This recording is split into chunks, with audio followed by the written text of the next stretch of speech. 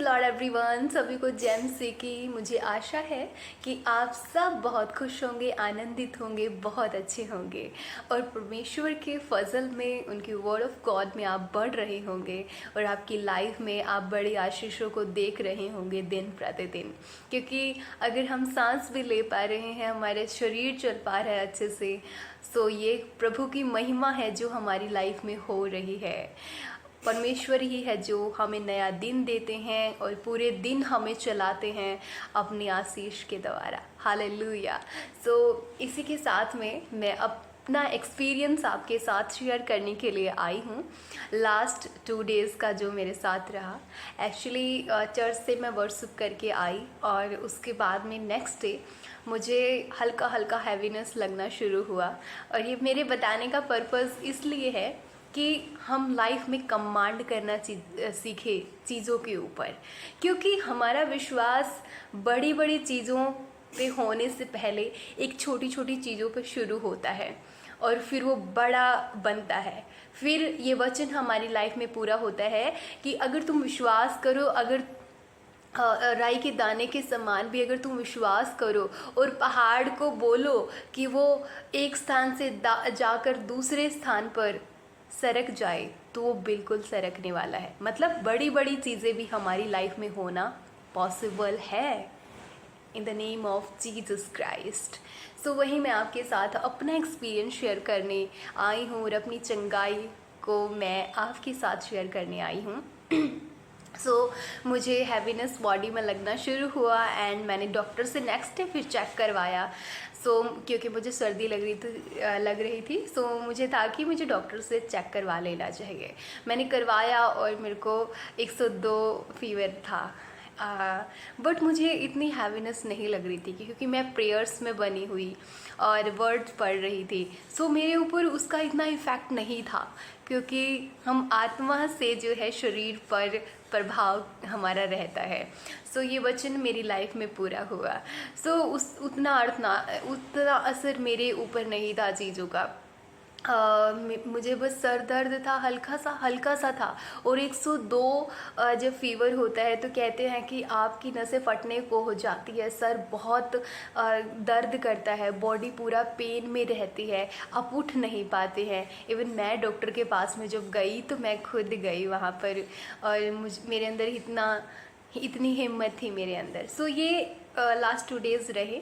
Even कल मैं पूरी तरीके से हील हो चुकी। एक दिन में मैं हील हो गई थी। ये परसों इवनिंग से शुरू हुआ था। ये रहा। बट जब मेरे को पता लगा कि हाँ मैं चेक करवा के आई, मेरे को 102 फीवर है, तो मैं उससे घबराई नहीं एक्चुअली।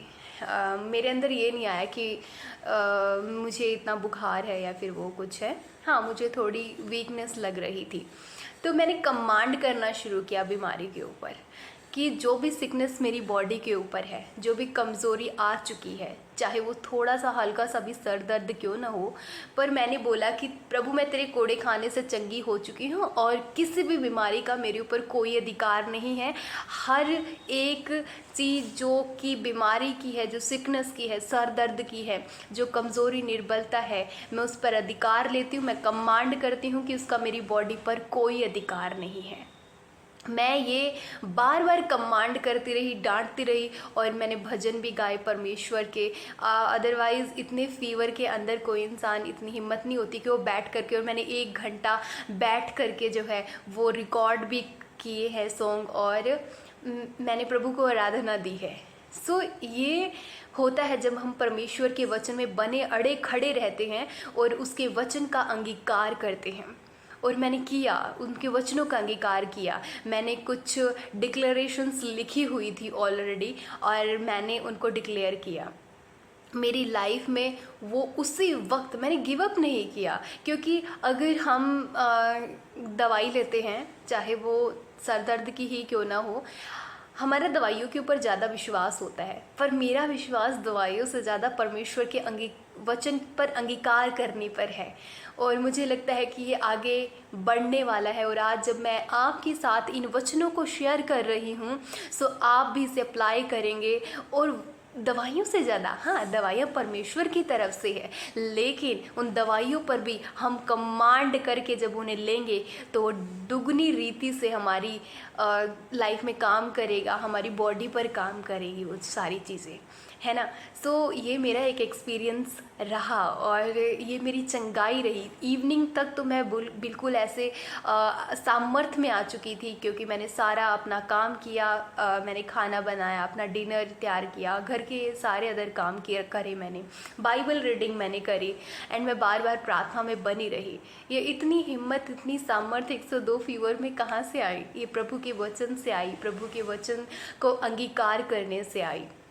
सो मैं आपको भी ये एक सुसमाचार, एक गुड न्यूज़ भरी जो वचन है आपको देना चाहती हूँ कि जब भी आप किसी छोटी से छोटी चीज़ से भी सफ़र करें तो आप प्रभु के वचन को अंगीकार करें कि प्रभु मैं तेरे कोड़े खाने से चंगी हूँ, कोई भी बीमारी, सिकनेस मेरे ऊपर अधिकार नहीं कर सकती है, इसलिए मैं प्रभु यीशु के कोड़े खाने से चंगी हूँ, मैं उसके लहू बहाने से चंगी हूँ, मैं बिल्कुल फ्री हूँ, मैं बहुत अच्छा महसूस कर रही हूँ, मेरी बॉडी बहुत अच्छा महसूस कर रही है। आप इन शब्दों को बार बार डिक्लेयर करें, महसूसीकरण में लेकर के आएँ, क्योंकि उतनी ही सामर्थ्य लगती है जब हम ये बोलते कि मेरी बॉडी वीक है, मेरी बॉडी वीक है।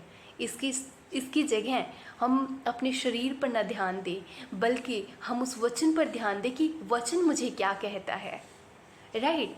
सो उतनी ही सामर्थ्य लगती है जितनी हम बोलते कि मुझे बुखार है, उसकी जगह हम ये बोले कि मैं यीशु के कोड़े खाने से चंगा हूँ, मैं प्रभु के लहू बहाने से बिल्कुल फ्री, आज़ाद और खुश, आनंदित और जोश में महसूस कर रहा हूँ।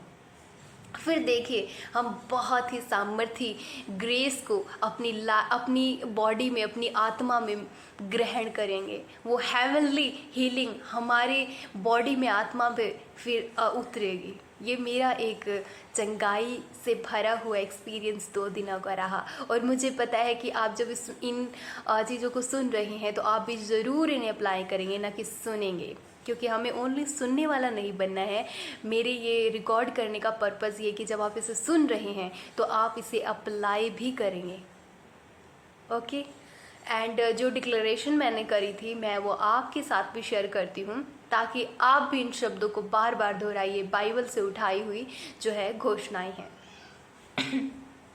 देखिए, यीशु मेरे जीवन का प्रभु है, बीमारी, रोग का मुझ पर कोई अधिकार नहीं है, मुझे क्षमा कर दिया गया है और मैं पाप और दोष से मुक्त हूँ। मैं पाप के लिए मर चुका हूँ। आप इसे बार बार डिक्लेयर करें कि मैं पाप के लिए मर चुकी हूँ, मैं पाप के लिए मर चुका हूँ, पाप का मेरे ऊपर कोई अधिकार नहीं है, मैं जीवित हूँ तो मैं परमेश्वर की धार्मिकता के लिए जीवित हूँ, धार्मिकता के लिए मैं जीवित हूँ। इन शब्दों को डिक्लेयर करें, ओके। एंड अगर आप बोलेंगे कि जो घोषणाएं हैं वो आपको रिटर्न में भी चाहिए, सो मैं इन्हें जो कमेंट बॉक्स में जो है लिख दूंगी ताकि आपके लिए आसानी रहे। अब और भी है, यीशु मेरे पापों को अपने देह पर लिए हुए क्रूस पर चढ़ गया, इसलिए मैं पाप के लिए मर गया हूँ, परमेश्वर के लिए मैं जीवित हूँ और उसके कोड़े खाने से मैं चंगा और संपूर्ण हो गई हूँ। इन शब्दों को दोहराना है। मैं क्षमाहीनता और झगड़े से मुक्त हूँ, मैं दूसरों को भी वैसे ही क्षमा करता हूँ जैसे मसीह ने मुझे क्षमा किया है, क्योंकि पवित्र आत्मा द्वारा परमेश्वर का प्रेम मेरे हृदय में उंडेला गया है। सो आप वैसे बहुत है, पर मैं इन 3 ही घोषणाओं को आपको बताना चाहती हूँ कि यहीं आप एक बार जो है अपनी लाइफ में, डे टू डे लाइफ में घोषणा करते रहें और प्रभु के वचन पर विश्वास करके उन्हें डिक्लेयर करते रहें। यही है जो हमारे जीवन की रोटी है, यही है जो हमारे दिन प्रतिदिन की आत्मिक रोटी है। हम शारीरिक जीवन को चलाने के लिए भोजन खाते हैं, पर ये हमारी आत्मिक रोटी है। और इसी के साथ में हम एक भजन भी गाएंगे, लंबा हो गया, 10 मिनट को होने को है, फिर भी 2 लाइनें गा लेते हैं हम। मेरे पास जैसे लिरिक्स है,